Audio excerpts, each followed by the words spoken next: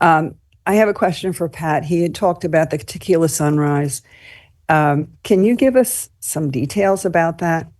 So the meeting that we had, we discussed, our zoning officer had explained to us that with the way that the tequila had been altered, it's now considered an indoor space. So that changes some of the rules. In doing so, there was some question as to whether the louvered roof was going to be open, closed, the windows. If the windows are closed and the louvers are closed, it's going to be considered indoor space. The owners had talked to the neighbors. So will that 10 p.m. be enforced? So the 10 p.m. I believe is for the outdoor space. This is now considered indoor space. So as long as the louvers are closed and the windows are closed, it's considered indoor space. The owners advised they would work with the neighbors, and it remains to be seen, right? Since we're talking about it, the tequila bar. So we had our meeting yesterday. They made a lot of promises. I don't know if are they going to be written down, or is that memorialized? Last time you said they could say things that they weren't memorialized. We don't have to hold them to it. I mean, we were at the meeting. It's kind of a gentleman's agreement at this point. So I was told to trust the process. Did you Brian Hiltner's call Brian? car was parked. His car was parked in the loading zone.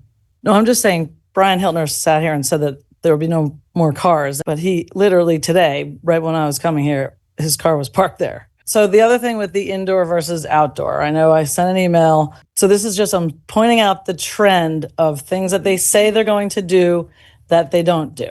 I'm just pointing out that the owners are not showing anything. I agree with you. It's concerning.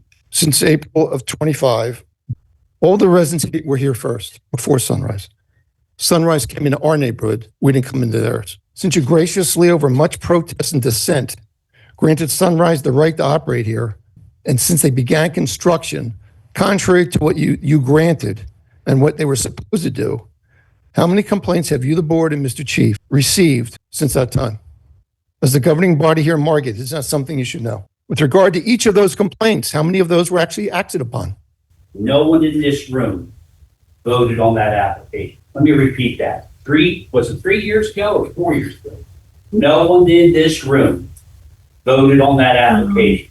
But we now have to deal with the problem in a commercial zone, expanded and built new. Now you come up with righteous indignation. We've also come in with the issue about the roof. We are trying to stop it, but it is a commercial zone property. We do have bars and restaurants in Margate. And when we make a rule or a law, it applies to, what do we got, a dozen of them? Roughly, whatever it is, it applies to all our bars.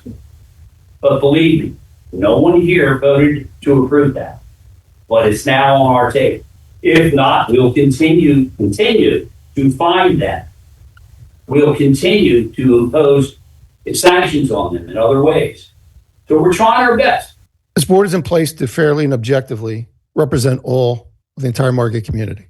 Board members, you need to do the jobs you're empowered to do and to act.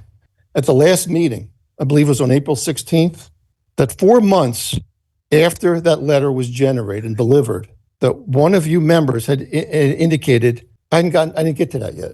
Huh? That whatever was said and directed to the Sunrise people were ignored again.